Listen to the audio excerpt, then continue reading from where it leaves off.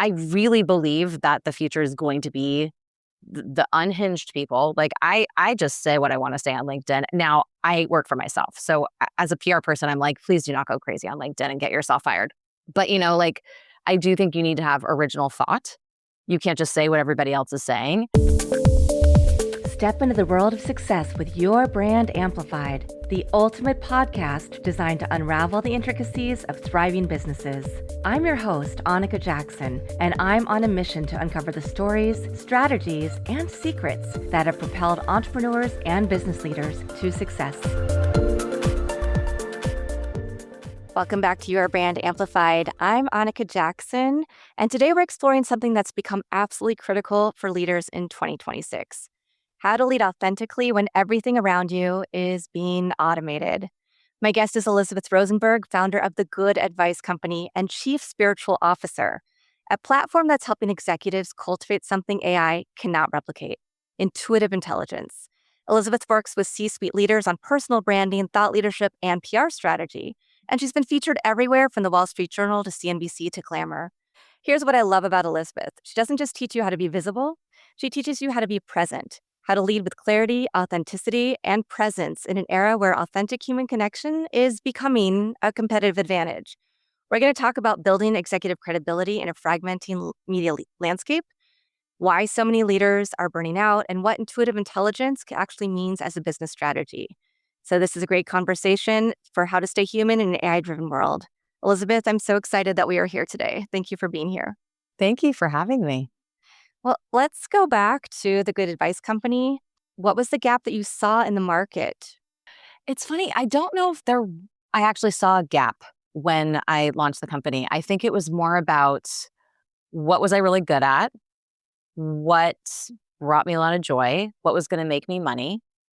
And then knowing that just because other people are also doing the same thing that you are doesn't mean that you can't join. Doesn't mean that you can't launch something, right? There is plenty of clients for all of us, especially if you're good at what you do. So at the time, there were a lot of people who were offering, I think, PR to creative agencies, which is what I was really good at. And then over the last few years, obviously, that has evolved and changed into some other things as well. Yeah, absolutely. But so you're really talking about that ikigai, right? That sweet spot that I think a lot of us are talking about now in terms of we found it for ourselves, but then how, especially we talked about USC, you're a guest lecturer there, I teach there, and there are so many students who come in and they think they know what they want to do and that evolves, or they're not quite getting the career they thought they were going to get. And so helping them find that as well, I think makes a big difference when they get to the corporate world. But you've been able to focus on people who maybe have already found it, but don't know how to then share their message. Yeah, and I think I'm a great example because my career has evolved so many times throughout its different iterations. I think when people start things, especially, they think that they have to be very niche and very expert in one area.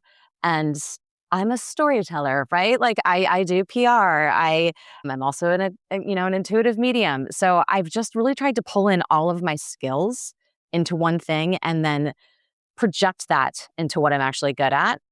And I think we also need to be okay with the fact that our careers are going to evolve and change.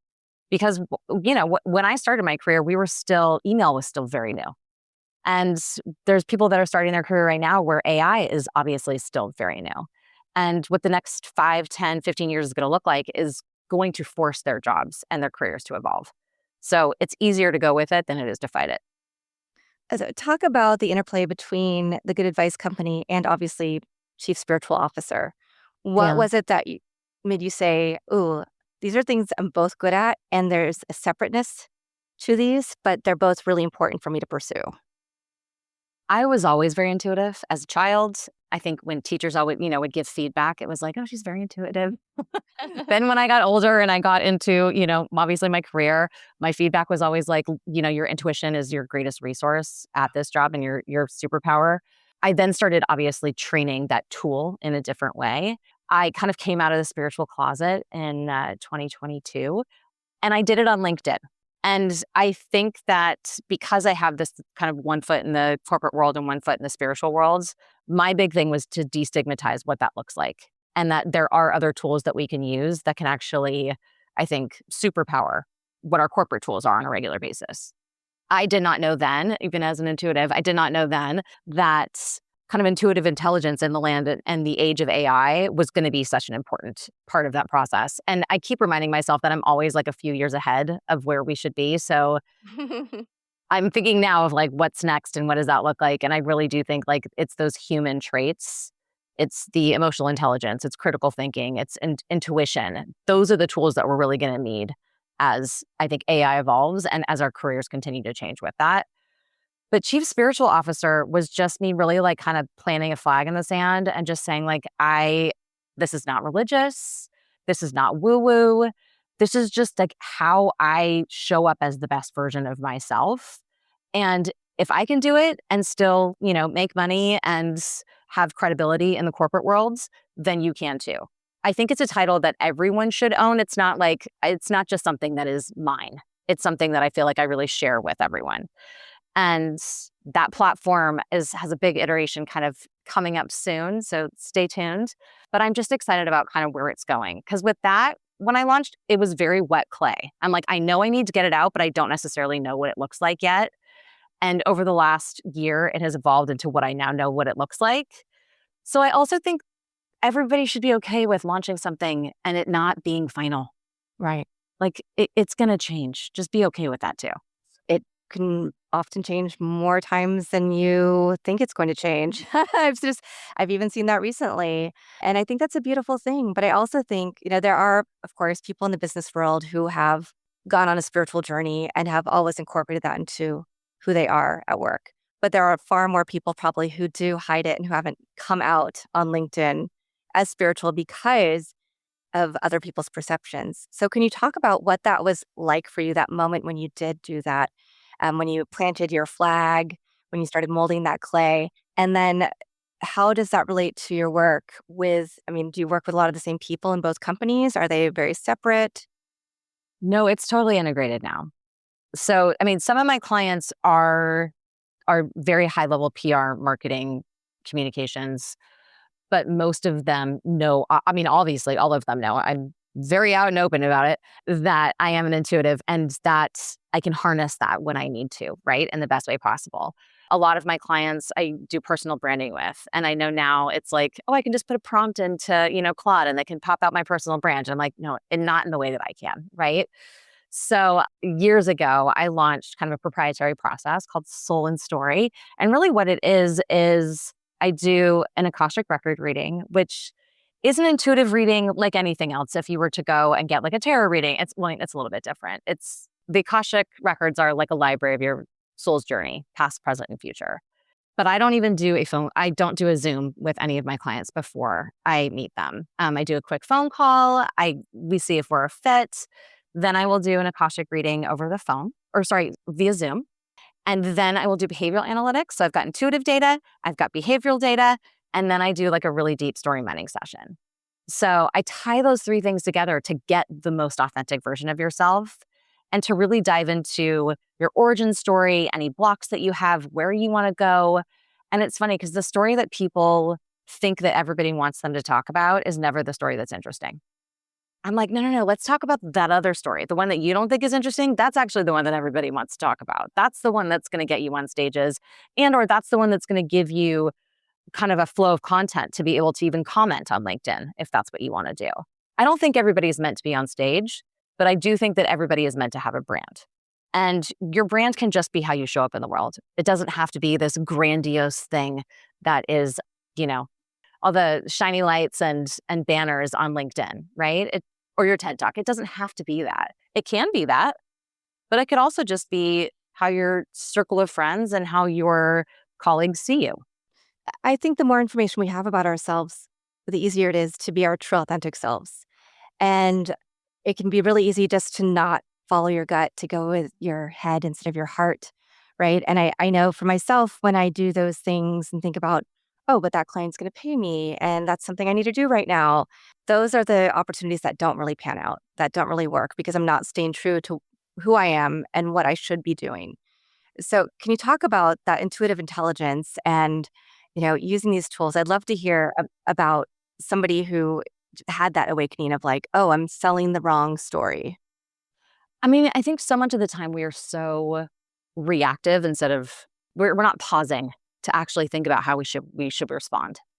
So it is like, oh yes, that's going to give me money. Yes, I will say yes. And then you're right. It tends to be like the wrong opportunity. And that's a lesson learned for all of us, right? I think the best example is I actually partnered with a tarot reader who is also in corporate America. She does sports kind of branded partnerships. And she and I are so similar in so many amazing ways. And last year we did a workshop at Fast Company's Innovation Festival about intuition, intuitive intelligence, using energy through pendulums and storytelling through tarot. And it was hilarious because they messaged us and they're like, your session sold out. Like we were one of the very first ones to sell out. And I think it was because it was an interactive, fun, like, I don't know what this is experience versus just someone talking to you. But we were standing room. I mean, we had 90 people in the room, 80, 90 people in the room. And there was this one man that came up to us afterwards and he was like, I was here specifically because I wanted to go home and prove my wife wrong.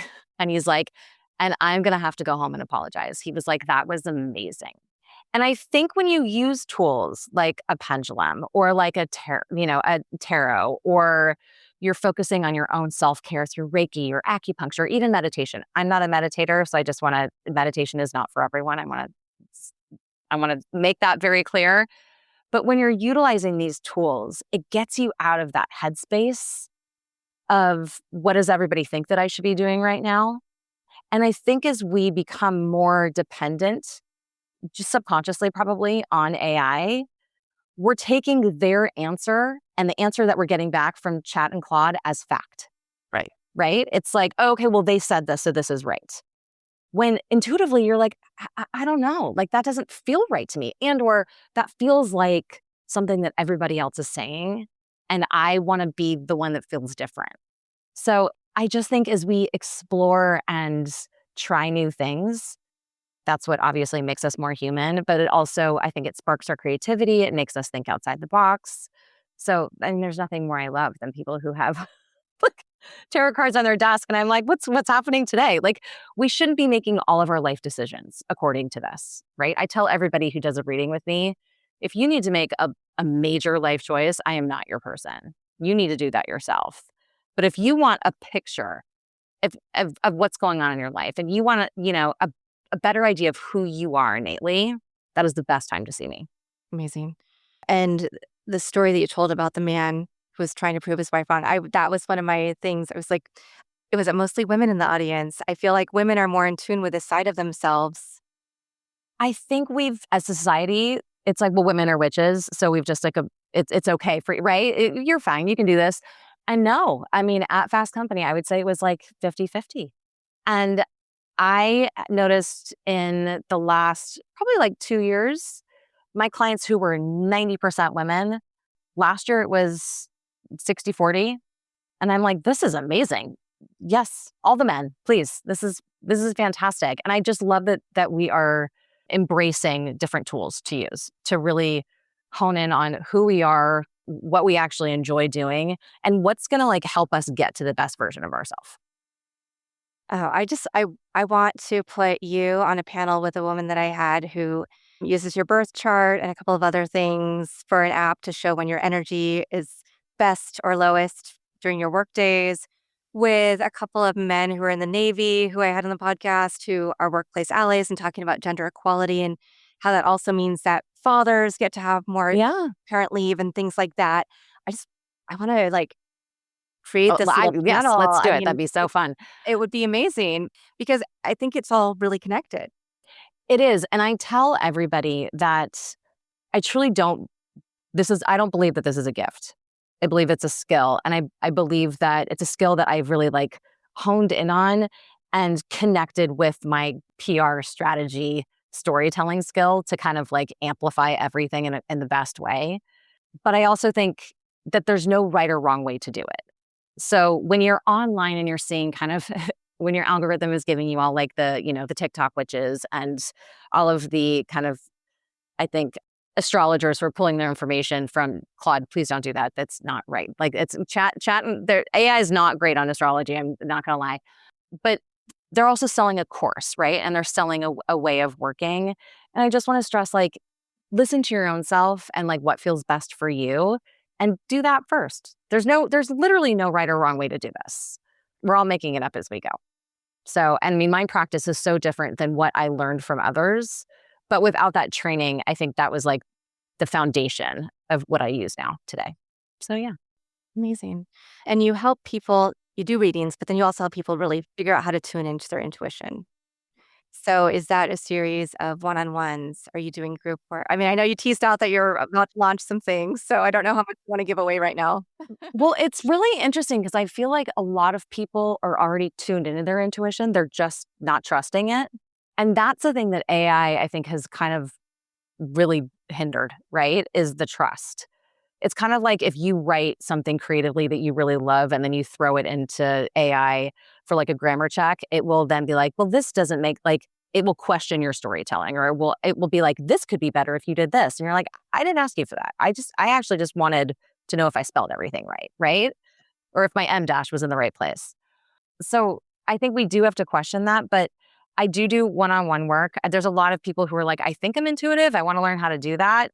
When I do that, it's as much as you want to put into it. I always start with a reading and then however many coaching sessions you feel like you need to kind of get you where you're going. But so much of it is helping you figure out whatever your practice looks like.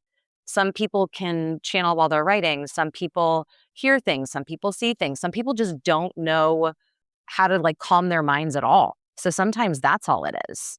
Again, I believe that we all have access to this. And I think it's important to start listening to it, not just in the land of and the world of AI, but kids are very tuned in. And when we were growing up, society kind of told us all to turn it off. So we did.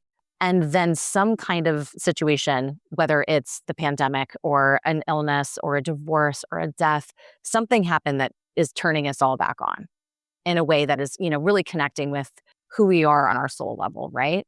Kids are not really having that. I'm seeing that like kids are just like, they're just in tune all the time. And as parents and aunts and caretakers and the adults in the room, we also need to help them work with their energy and how they're feeling. Because I think a lot of kids, while we were younger, we were all like, oh, you're a highly sensitive person. And now they would say, oh, you're an empath. And even more, it's like, well, now you're connected. Like, let's see what that looks like for you. So let's give kids the right tools to actually be able to function in a world where you still have to show up at school as a good human, eventually be in corporate America and what that looks like. Like, I very much pride myself on having a foot in both worlds. And as people will say, like, I'm the most woo-woo, yet least woo-woo person you will ever meet in that scenario. Like, when I'm doing a reading, it's exactly like this. Like, I don't look like I'm like checking out. So Yeah, then you're most not don't. like Yeah. you're just for corporate. I'm not. You're not like putting all the yeah. You're Don't not have the bringing it crystals. I in don't. and Yeah. It's like, but I mean, I just love what I do. And I think that the more that I talk about it, the more it will give people permission for them to talk about it and not think it's weird. So I feel like that's my lot in life. well, I really appreciate a lot of there's so many things to unpack there. One thing is, of course, being Gen X, there's so many things on social media now of like, if you were this, if you're gifted and talented, if you're this, if you're that, blah, blah, blah, blah, blah, right? You may be a whatever it is, autistic, ADHD, empath, which so many words. And the fact that now we don't feel like, I think back then we were still being trained to have these jobs that are very linear careers. And this is what you're going to do, and you're going to be happy about it. And you're going to be at the same job like our parents were for, until they retire. And that's not what life is like now.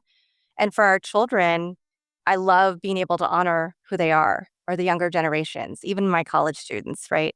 Trying to make sure that they see how they fit into the picture and that they don't have to be the mold of everybody else. And that I think does speak in different language, perhaps, too, trusting your intuition for what's going to be the best for you in your future career.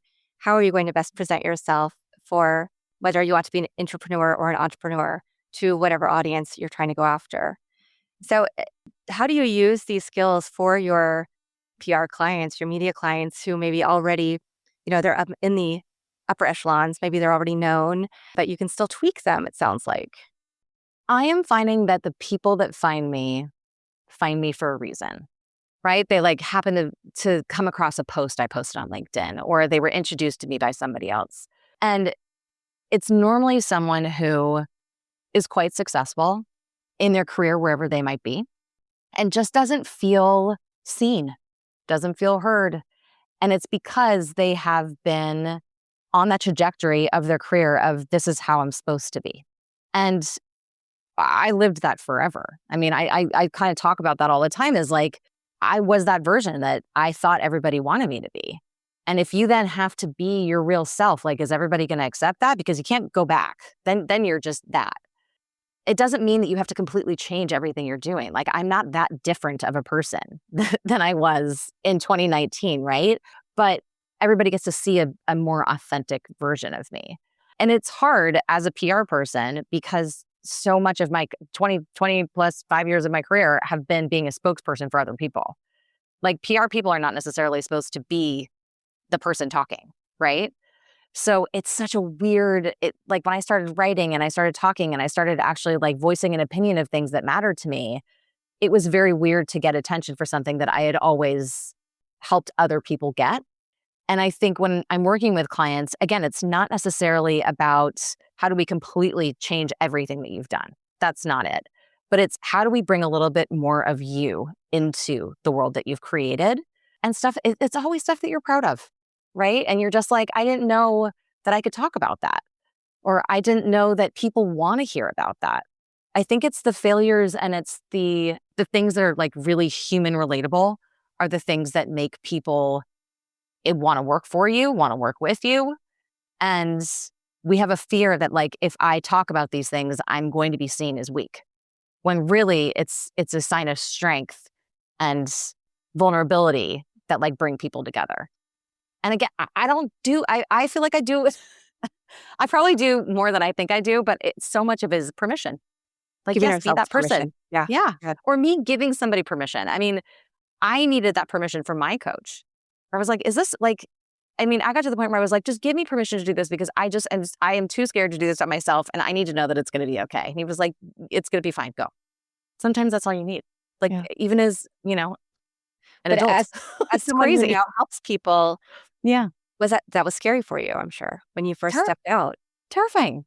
The crazy thing is that my burnout story, so like everybody else, I burned out, but I burned out like the crash and burn. I ended up in the hospital with a migraine where I lost all my motor skills. And they thought that I was having a stroke. And then they thought that I had had a drug overdose. And it was a lot. And it happened at a job that I loved. So I think it's like, we have this misnomer that like you only burn out if you're somewhere that you hate. I actually love this job. It was great. I was just working too hard and I was ignoring all of the signs that was like, we're going to shut you down in a second. It was like if your computer's glitching and you're like, oh, no, we're not going to do anything about that. And then it dies. You're like, oh, well, it did give me a little warning, right? That was scary to put that story out because I was like, everyone is going to think I'm weak. When I then put out my story about like, hey guys, I'm also an intuitive medium, I thought that would be scary. And everybody was like, oh, that makes sense. Like it was so weird. It was like, no one was shocked. I was shocked that no one was shocked. I'm like, okay, That's really great. amazing. I know, right? Weird, but Uh, also kind of lovely. yeah. Well, and those burnout stories, it is true, right? You can love what you're doing and have a story like that. I had one of those earlier this year Oh, where I so finally, sorry. oh, thank you. But where I finally had to say, why am I so weak? Why am I not able to work? And I didn't share a lot of my story and my journey. I kind of just went silent for a long time. And then I finally put a post up, I think for my MBA graduation recently, and said, I've been really sick. I had surgery and this journey. And people are like, I had no idea. I'm like, yeah, because I haven't talked about it. And I should have probably talked about it a little more and shared what was going on because that is that connection point. That is that realness, that rawness that other people connect to. That we do Especially, by the forget way, about. especially women. Yes. Well, yeah. Yeah. So, and then, it's that realization of like, I can still love what I'm doing, like you were, but, and if we don't listen to the signals or we don't know the right signals, we don't have the right people sharing with us or looking into, the right doctors or whatever the case may be, we may think we are on one path and it's something completely different. And that sounds like exactly what happened to you. And when you came out the other side, how long did that take? And was that when you said, okay, I need to shift to something else? No, unfortunately. It took the world to close down to really like make some big changes. I went back to work the second I got home from the hospital. And then I went down the rabbit hole of like, well, really, like, I must, there must be something very, very wrong with me if this happened. And then you go to all the doctors and you do all the things, and they're like, no, no, you are the problem. And you're like, and then you go through shame of, I did this to myself, which is a total other mental and emotional situation, right? And then I went on like a very kind of like deep, kind of like health and wellness journey of like, how can I not do this again? And I think the thing about burnout that's always really interesting is everybody does talks about how to prevent burnout. I really don't think that you can prevent burnout until you've experienced it, because your burnout's going to look different than everybody else's. And then everybody also says to you, well, this is what you do if you burn out. There is no silver bullet. Like, everyone's recovery is also going to look different according to what their burnout looks like. So burnout is one of those things that is unbelievably tricky because there is no one size fits all. It's not even close. So for me, I mean, I did switch jobs where I had more support. I had more creative freedom, which was, I think, really important to me. But then there would be moments where I would burn out there too. And at least then I could see the signs a little bit earlier. And I had a very supportive boss in that situation as well. And I think that me being able to voice that I was going through something and like have the bravery to be like, I think I'm burning out again, and this is what it looked like last time, and I'm going to need a little time to like recover, or else I'm going to need a lot more time to recover. It was very hard to do, but it was necessary. And without that support, I think I would have completely burned out again. And then I just got to the point, I think there's something also about like a new decade. I think when you turn 30, there's something like very enlightening in your life. And I think when you turn 40, you're like, oh, there's something totally different. And I turned 40 and I was like, I don't know. I'm kind of bored. I don't know if I want to do this job forever. Like, I think I need something new. And I quit my job like a week before the world closed down.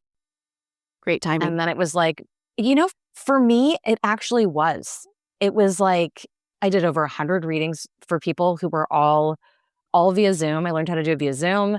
They were all like very high level executives because they were all people that I had worked with, and everybody was available. And I was like, sure, go ahead. Like, it was great practice. I really figured out what I loved to do and what I didn't like to do. I was able to physically and mentally get in a place that was really healthy for me. So I look back on especially like the end of 2020 and early 2021, I was like, I was in really physically, mentally, spiritually, everything. I was like really aligned, which hasn't really happened since, but Oh, no. I'll get back, No, and it's a constant battle, Yeah. right? It's a constant struggle Yeah. to figure out, okay, what do I get rid of now to make sure that I'm taking care? And I do think we just also have to think, okay, just have to get through this period. Just this one thing, this carrot dangling sometimes. Mine is, But then okay, let's talk about, but we talked about earlier, like, of presence, right? And how important that is, because we all are constantly thinking about, like, can I get through this? Yeah. Like, I only have a few more years of this, and then I'm going to be fine, and then I'm going to do this. So it is funny because I do try to help people be as present as possible, but I think it's a totally selfish act because it's constantly reminding me that I also have to be present in what I'm doing. So I really try to practice that every day. that's a very good point. I'm thinking of a situation where I'm like, I'm going to get my PhD in this, and my partner is like, can you just wait? Because you're still finishing up like your last class, and you have to remember your daughter's going away to university, and your mom is visiting from Thailand for 10 months, and you need a break, and I need your time and attention. I'm like, oh yeah, there's another human who really wants my love that I need to pour into. And so I talked before we jumped on about I'm starting a podcast that's actually the thesis for the PhD I want to get. So I'm like, that's a way to fulfill part of the creativity, part of the research, but not start the school process again. And that part of the expense and all the other things I have to go down, and actually be able to hopefully be a little more present in these relationships. I love that. I think it's in the world that we're living in, it's the hardest thing to do. It really is. And the other thing that you talked about in a few different ways was the fact that we think we have to be really polished, right? And it's really not about polish. It's not about perfection, right? It's about the truth and reality. I mean, when we started this episode, I stumbled over my intro. We had to I had to record a little bit more of it. I had to redo a little bit section. And that doesn't happen every time we have an episode, but there are guests who will sometimes, that loud noise happens, or they stumble over something, and that's okay. We're here in this moment together. We're getting to enjoy this time.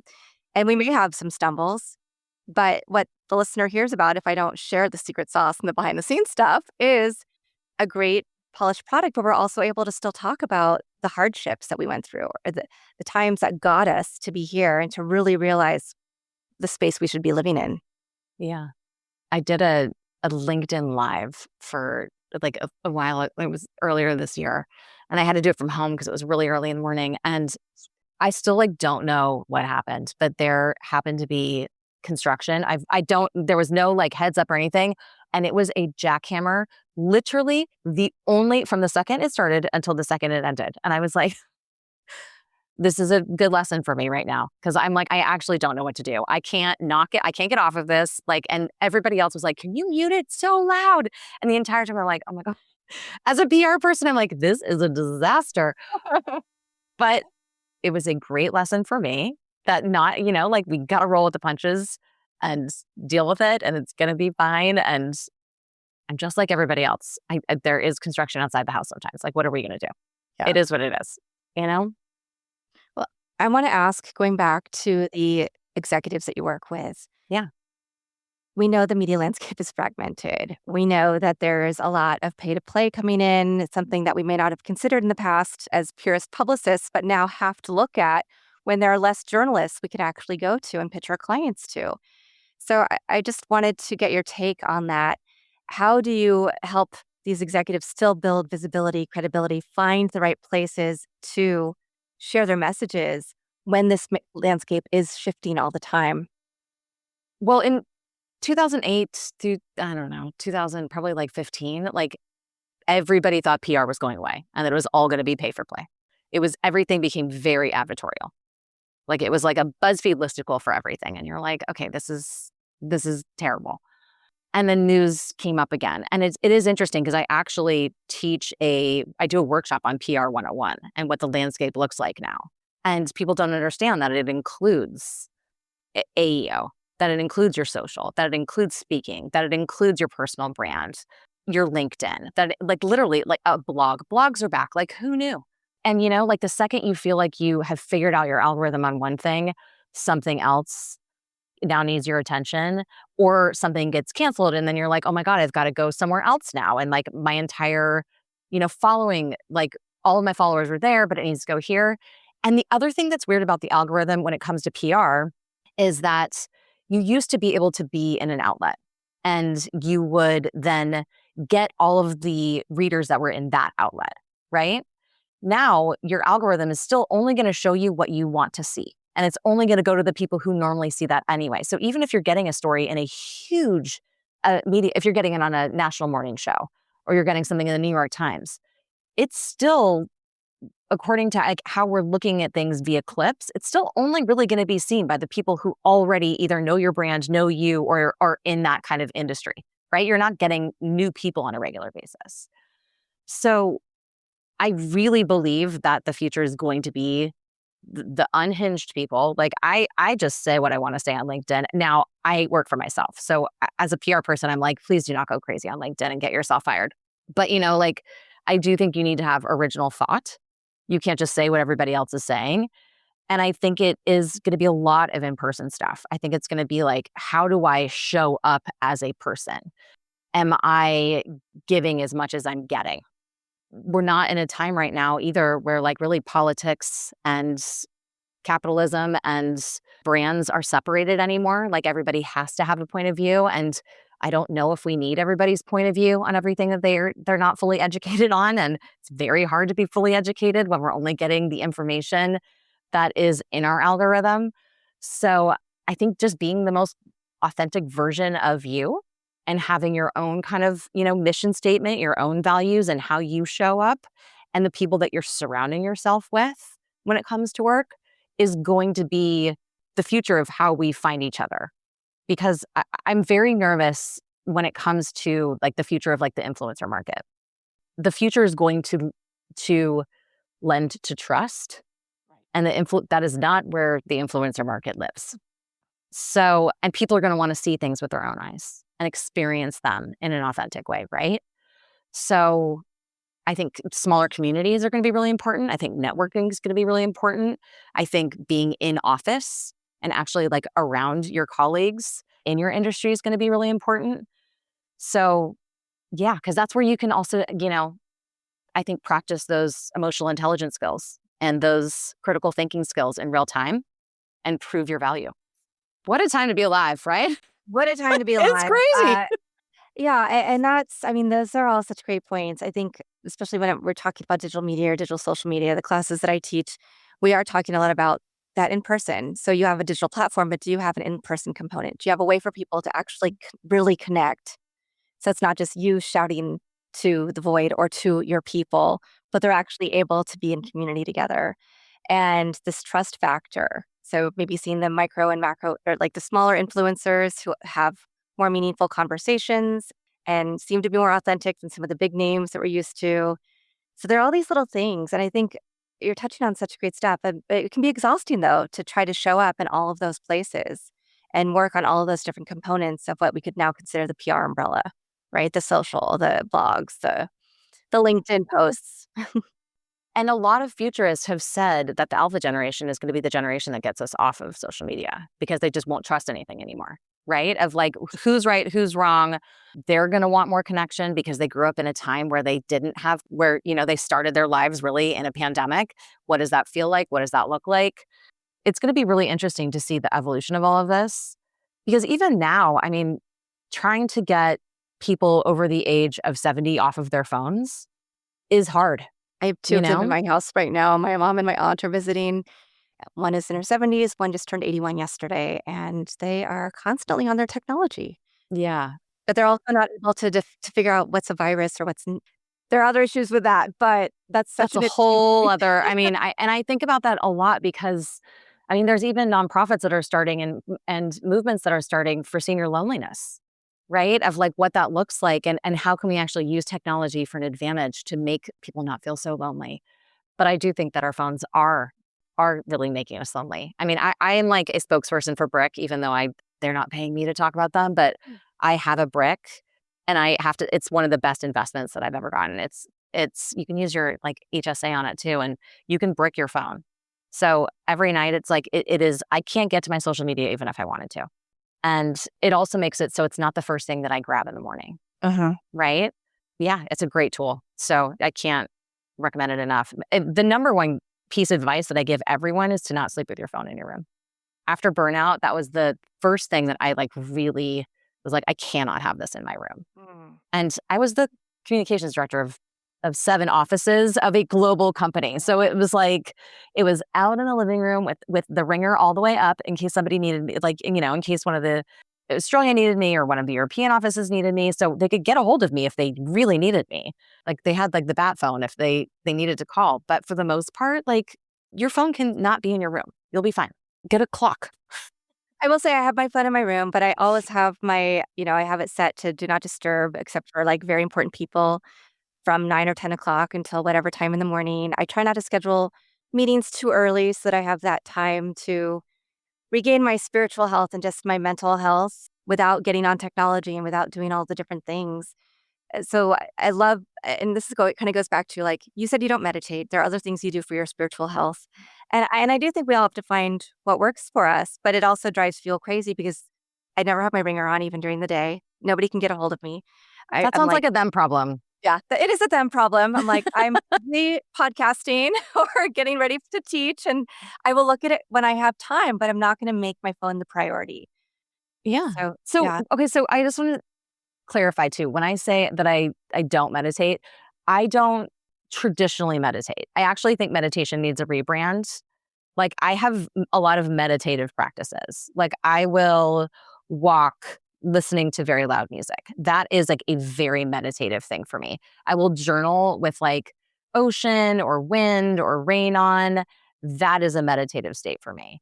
I don't have like traditional like oming, sitting down and like calming the mind meditation, just because that doesn't work for me.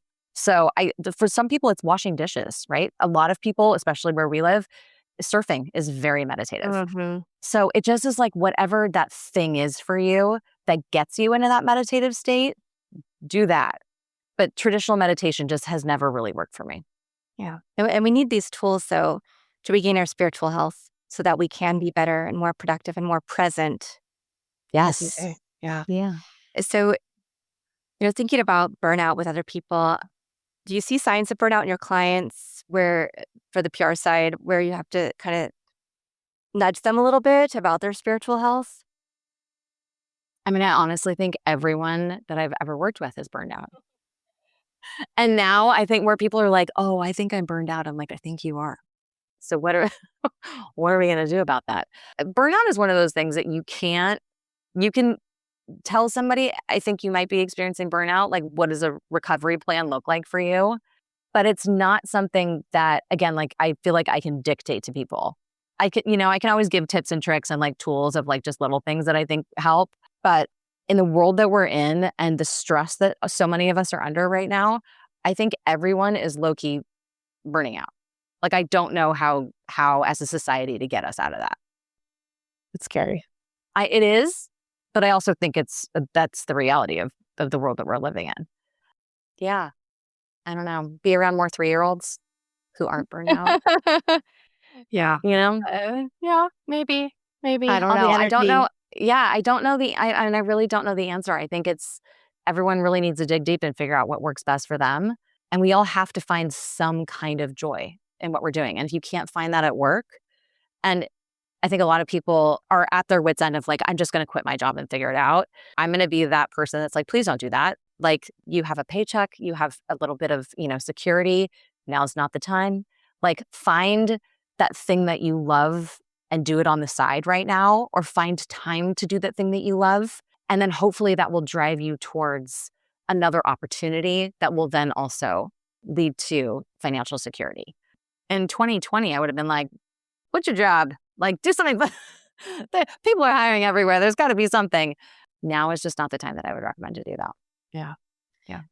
So we're talking about a lot of different things, but it's all connected. It's so connected. And one of the things is going back to thinking about our personal brands, our professional brands, and being vulnerable, sharing the things that we don't think people want to hear, that they actually do want to hear. Do you think there's a time though when we can overshare? We can be too honest. Is that an issue you've ever seen? I mean, as a PR person, yes. Right. I think the biggest mistake that we can all make is not reading the room. Yeah. So it's hard to say that somebody is going to say something that's either too honest or too much, or without really knowing the context around the situation that they're in, right? Like, it's a little bit different for entrepreneurs because you have your own business and you report to you. It is very different when you are part of either a startup or even like a holding company or a Fortune 500 company, and you have people that you're reporting to and or are reporting to you, right? So the biggest thing is to read the room. I also tell people, like, if you have something that you feel like you're like, I don't know if this is going to land, then don't write it. I'll do it. Yeah, if you're already questioning, that's your intuition being like, text your friends. Don't put that on LinkedIn. So it's that kind of stuff that I just think that's where we really need to like kind of dig deep and figure out what feels like an inside voice and what feels like an outside voice. I know that sounds crazy, but that's the PR advice that I give everybody is, especially on platforms like LinkedIn, like, you can be a thought leader, but we don't need your thoughts on everything. Like, really like talk about the things that you're knowledgeable about, that you know about, that's within the constructs of your own context are not going to get you in trouble. Make friends with PR people that can help you decide if that's right or wrong. I mean, I have friends that are like, I'm thinking about posting this. Should I post this? And I'm like, oh no, definitely don't do that. That's a great piece. Maybe there's like a Substack thing or something. You know what I mean? Like, maybe there's like something else that like feels like more of a creative writing opportunity for you. Yeah. So you don't have to take all of your personal self that you feel is important and valid away. You just have to know. when to prioritize certain things on certain platforms. Yeah. And I think a lot of HR people will tell you, I think people want to bring their whole selves to work. I just don't. I know a lot of HR people that will tell you, please don't do that. This is still work. Do you know what I mean? Like, we want you to bring the best version of yourself, but we can't have everyone bring their full selves. It just is not necessarily going to work. I know that that's a whole podcast conversation to have, you know? 100%. That's a whole generational Yeah. podcast episode too, where I do think there are times when, I'm just thinking about students or former employees when they feel very comfortable with me because of the way I approach my business, and then they maybe think that they can take a step further than they really should. So I think sometimes, yeah, we have to figure out that line of what's appropriate and what's not, or how can things we do or say be misconstrued by other people. So be thoughtful in the process. And I think social media has made that line very gray. Yeah. Right? 100%. It's hard. Yeah. Especially when Yeah. a lot of people who are getting the attention are the ones who are doing the worst or doing the Yeah. most, I should say, not necessarily the worst. Yeah. It's tough. Yeah. So thinking about leaders and leadership in business, are there some trends that you're looking at closely right now? There's a lot of CEOs who aren't saying anything, if that makes sense. They're not commenting on anything that's going on in the world. As a PR person, I'm not gonna lie, I'm kind of okay with that. Like, I understand why, right? Like, they answer to the shareholders, and their opinion on everything affects our economy. So I'm understanding that, and I'm understanding the comms part behind that. And that's like decades of experience as to why I understand that. But then I'm also watching, again, like different thought leaders on LinkedIn, and kind of I like LinkedIn as a platform for people where they can kind of be themselves but also be work. I think it's changing drastically as well. But I'm liking to see kind of the brands that people are building and the new companies that people are building. I'm very excited because I do think at a time where we have economic dips is when new innovations come, is when new leaders start new businesses. I think there's going to be a lot of really interesting new industries even that are going to be happening. I mean, if I look back at 15, 20 years ago, we have so many jobs now that we wouldn't even would have thought was a job back then, right? So, I mean, I would just attended this talk, I hosted this talk about space bio, which was wild, like pharmaceuticals that were being built in space, made in space. My gosh. And my jaw was on the ground the entire time. And we were talking about, like, the moon being a hub. And I'm like, there's people who are going to be living on the moon. That's insane. Yeah. And I'm like, there's all these jobs that the next generation is going to have that were like, those were in fairy tales, right? Those were in storybooks that we couldn't even imagine. So I am so excited about that. At the same time, I'm going to keep like harping, like, this is the hill I'm going to die on. Like, we have got to figure out how to manage people and how to learn how to manage people, because everyone's going to be a manager. Even if you're managing AI agents, you're still managing. Like, that's a full-time, I mean, that's going to be a lot of jobs for a lot of people, is figuring out how to manage all of this stuff. And I don't know if we have set up this generation, or even, Gen Z and young millennials, to do that properly. And that's kind of wild to me. Like, not everybody is taught how to be a manager. Sometimes you're just thrown into that job. It's hard. Yeah, that's one of the big issues. We could have 5 podcasts just in our conversation. I know. So I'm looking, I'm like, oh, I don't want to keep you too long, but those soft skills that people need from the entry-level jobs, those are disappearing. So we have to figure out how to incorporate them. And perhaps some of the things you're talking about, doing more in-person events, building more small communities, is that place where people will be able to build those. So we are definitely going to have many more conversations on this show I'm and on excited, other yeah. shows, Yeah. and maybe do some LinkedIn Live panels and things. I can see a lot in our future when you have time for it. I would love to do it all. Yeah, this was a fun combo. This has been really fun. So when will we learn more about the new thing that you're teasing out for your Chief brand? Spiritual Officer? Yes. It should be probably launching in the fall, early September is the plan. I will keep everyone posted. And yeah, in the meantime, yeah, you can see my unhinged kind of, I say all the things I want to say on LinkedIn, and you can find me at thegoodadvicecompany.com. Awesome. And Elizabeth, do you have a favorite quote, mantra, verse, poem, family motto? Oh my gosh, that is the best question. I mean, I can see part Yes, of the one quote of my above your favorite yes, I have so many. I know I've got books, I got all the things. I know. My favorite quote is from Maya Angelou, and it's, "You're the funniest person you've ever met." Nobody's ever said that one in about 800 episodes.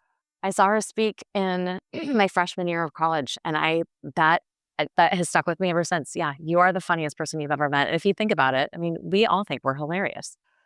Yeah. Yeah. It's true. This has been such a grounding and fun conversation. I have really loved talking about, yes, we love AI tools, but we're talking about teaching leaders that authenticity is not just, it's not soft, it's strategic. It is really grounded in intuitive intelligence, bringing your whole self to conversations, not necessarily your full, all the, warts and all self to your job. But we do need to make sure that we are being real and that we are not just looking at perfection and using AI to make us look perfect to everybody else. We'll have everything in the show notes for how you can get in touch with Elizabeth for PR, for spiritual advising, how to book a call. I know that I'm going to be doing that, so I'm really excited to learn more about myself as well. And just thank you so much, Elizabeth. I've just really, really had a lot of fun. Yeah, thank you. I know. This was a Of course. blast. Yeah. And thank you to everybody who's watching or listening to this episode. Be back again with another amazing guest to share their story, their journey, and some things for you to think about on yours. Thanks for listening or watching to this episode of Your Brand Amplified. Don't forget to leave us a rating or review on your favorite podcast listening platform. And if you want to learn more, check us out at yourbrandamplified.com.